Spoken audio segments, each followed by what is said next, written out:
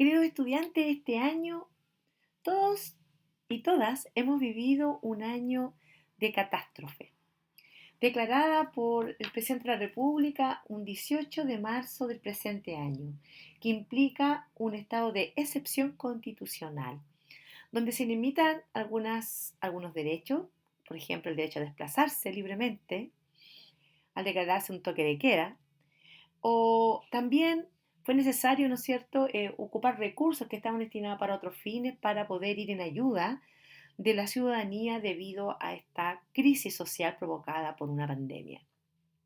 El origen del virus del COVID-19 no está muy claro aún. Puede que sea natural, es lo más probable. Lo que nos interesa ahora es que permanentemente y a lo largo de la historia las sociedades han sufrido catástrofes de origen natural o de origen social.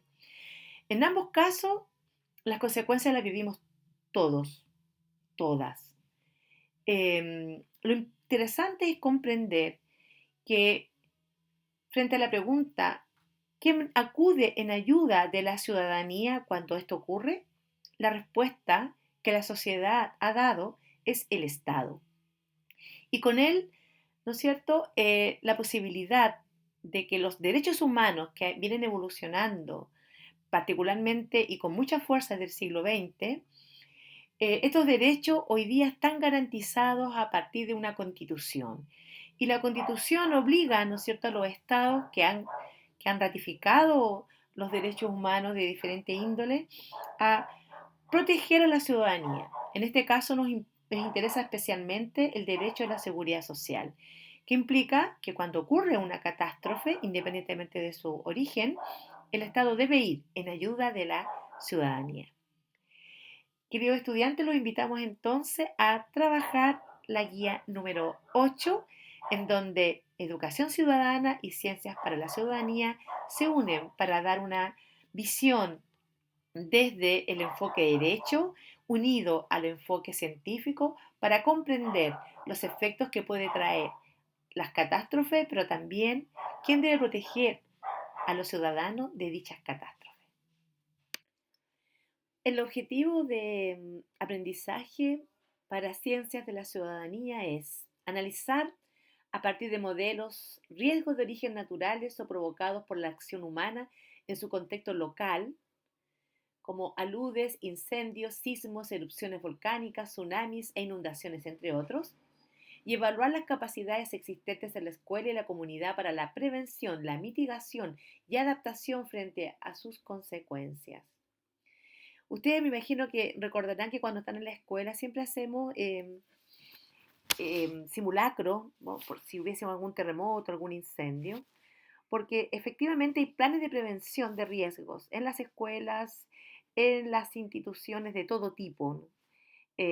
Porque son normas reguladas desde instituciones gubernamentales que tienen como objetivo justamente prevenir o tomar acciones para mitigar las consecuencias de una catástrofe, como por ejemplo de un terremoto. Sabemos que somos un país tremendamente sísmico y somos un país altamente volcánico.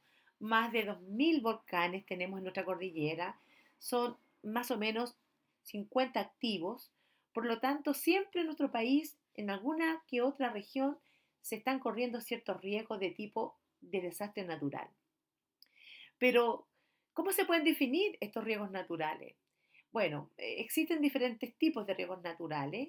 Unos que están relacionados directamente con la atmósfera, como los riesgos meteorológicos que provienen, ¿no es cierto?, de fenómenos que se provocan en la atmósfera, como lluvias torrenciales, como huracanes, ¿no es cierto?, tifones, y otros riesgos son de origen geológico tectónico, como la definición que se presenta aquí, que dice que un riesgo geológico es aquel riesgo provocado por fenómenos naturales.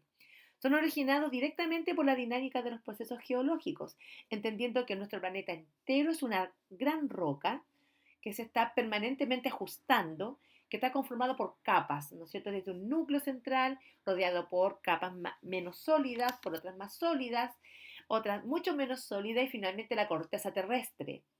Y por esta corteza terrestre de repente hace erupción el magma, que aparece en forma volcánica, pero también se presenta muchas veces con sismos, con movimientos de tierra, ¿no es cierto? Movimientos geológicos.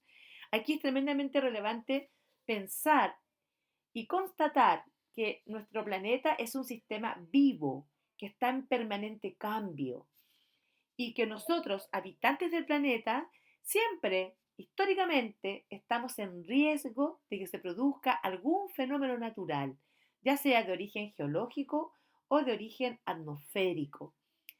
Eh, por lo tanto, como ciudadanos de este planeta, debemos estar muy conscientes entonces, primero que es una responsabilidad saber en qué territorio vivimos, qué riesgos corre el territorio, qué riesgos corre el planeta completo, y más aún, mucho más grave, ¿no es cierto? Si lo pensamos, es poder entender que algunos de estos riesgos los provocamos nosotros mismos, es decir, la humanidad.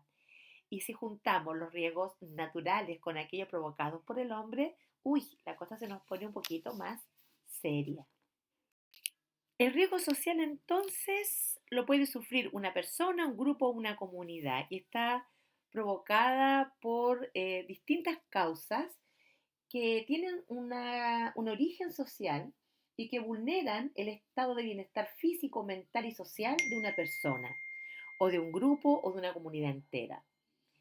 Em, Son desastres provocados por el hombre, se habla también de desastres antrópicos y sociales que pueden estar relacionados con energías destructivas de origen humano y social. Por ejemplo, cuando han estallado bombas, ¿no es cierto?, en las guerras, ahí se produce un desastre provocado por el hombre. Y eso son obviamente energías destructivas. Eh, Estos riesgos sociales se clasifican en cuatro grupos: exclusión humana, marginalidad, pobreza, guerras y delincuencia, ¿no? Históricamente la humanidad se ha enfrentado a guerras.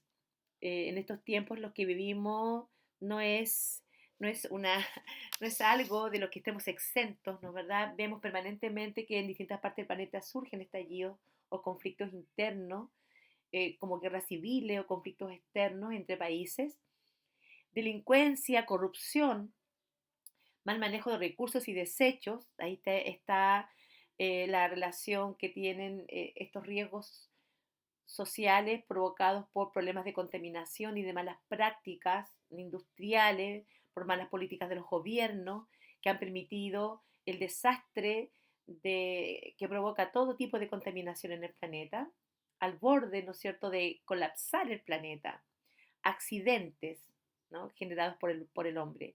Bueno, todos estos desastres que pueden ser previstos y prevenidos por el hombre, al generarse al producirse, perdón, se transforman en desastres de origen antrópico. Ahora, lo importante es entender que tanto los desastres naturales como los desastres provocados por el propio hombre son finalmente catástrofes que han afectado a la humanidad y que siguen afectando a la humanidad y que por lo tanto, por ser una realidad, los estados deben tomar cartas en el asunto y deben eh, tener cada gobierno políticas que estén orientadas a prevenir estos riesgos y a ir en ayuda cuando una de estas catástrofes estalla, como por ejemplo la que estamos viviendo en el planeta hoy día. En esta guía hablamos sobre las características de los derechos humanos. Vamos a destacar cuatro de ellas. Una, y la más importante, es que son universales, es que los derechos humanos son de todas las personas, son además inalienables, no se puede renunciar a ellos, son interdependientes, es decir, para respetar la dignidad humana hay que cumplirlos todos, y son indivisibles, no se pueden jerarquizar, todos son importantes. Y dentro de los principios, en esta guía número 8 se destaca el principio de igualdad y no discriminación, es decir, todos y todas los seres humanos debemos gozar de estos derechos humanos sin ningún tipo de discriminación y respetando el principio de igualdad. Por ejemplo, como veíamos en guías anteriores, si lo aplicamos a la justicia, el principio de igualdad ante la ley. En esta guía 8 hemos intentado relacionar derechos humanos con riesgos Y el derecho humano que se relaciona específicamente con riesgos naturales y sociales es el derecho a la seguridad social garantizado desde la Declaración Universal de Derechos Humanos en el año 1948 en su artículo 22. Allí en ese artículo se establece que el derecho a la seguridad social asegura, ¿no es cierto?, el derecho a la igualdad y al disfrute de una protección suficiente contra cualquier tipo de riesgo natural o imprevistos sociales. Está relacionado principalmente con aquellos estados modernos capaces de proteger a su ciudadanía en relación, o mejor dicho, frente a cualquier tipo de riesgo. Llegamos finalmente a la actividad central de la guía número 8. En ella, el objetivo fundamental es que ustedes indaguen. Ya conocen el proceso de indagación que generalmente hacemos, ¿no es cierto?, en la escuela, en las distintas asignaturas. Aquí vamos a indagar en relación a la legislación que tiene el Estado de Chile para proteger en caso de catástrofe a los ciudadanos. Entonces las preguntas que ustedes tienen que indagar están orientadas precisamente a esta legislación. En la guía se van a encontrar con los links donde van a encontrar las leyes relacionadas con este tema y van a poder, lo más probable que a ustedes, ¿no es cierto?, se les ocurran nuevas preguntas y van a poder hacerse una idea en relación a cómo el Estado de Chile protege a sus ciudadanos cumpliendo con el derecho a la seguridad social en caso de catástrofe, ya sean naturales o sociales. La invitación está hecha, queridos estudiantes, y a conocer un poco más de la legislación de nuestro país, a cómo funciona el Estado y el gobierno de Chile y particularmente a cómo funciona el gobierno de Chile en casos de catástrofe. Que estén muy bien, un saludo afectuoso.